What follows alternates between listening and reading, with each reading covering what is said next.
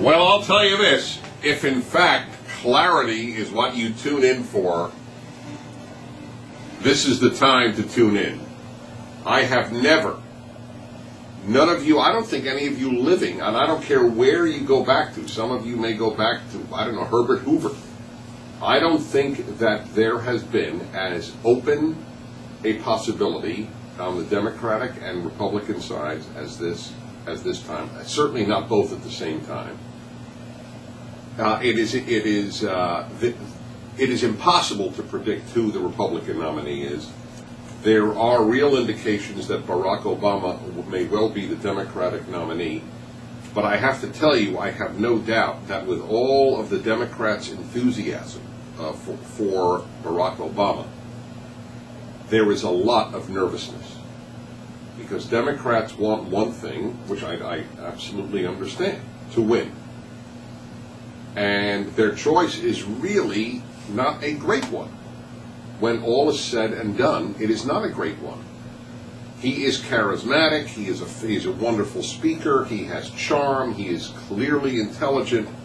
That is all wonderful, but the man has to also defend certain positions. You can't win on charisma alone, I don't think, in any event.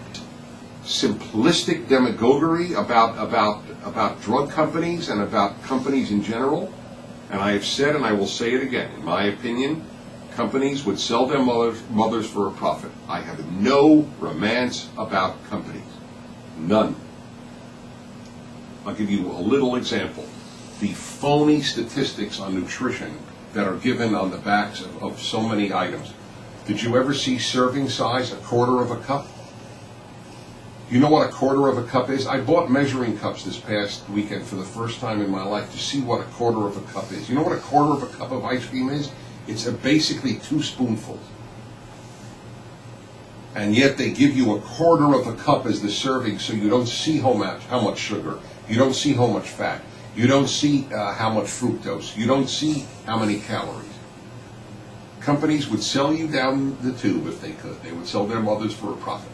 So I have no love of companies, whether they are pharmaceutical or not.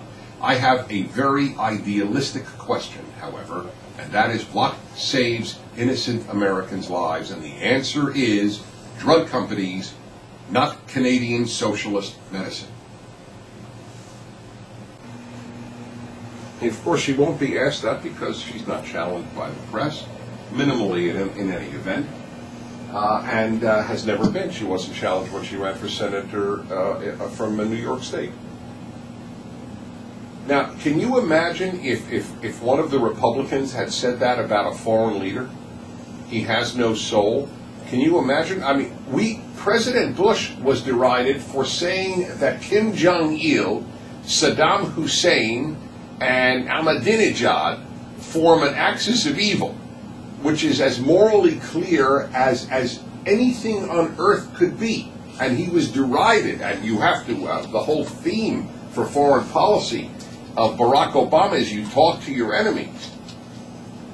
Well, here is Mrs. Clinton, Senator Clinton, saying that Vladimir Putin has no soul, and nobody calls her on it. See, here is the issue here, because it's based on belief. That is what it is based on. This is not political. This is a religious struggle that the Islamists are waging. They believe in this, obviously. Therefore, it's very hard to, you can't appeal to any other value.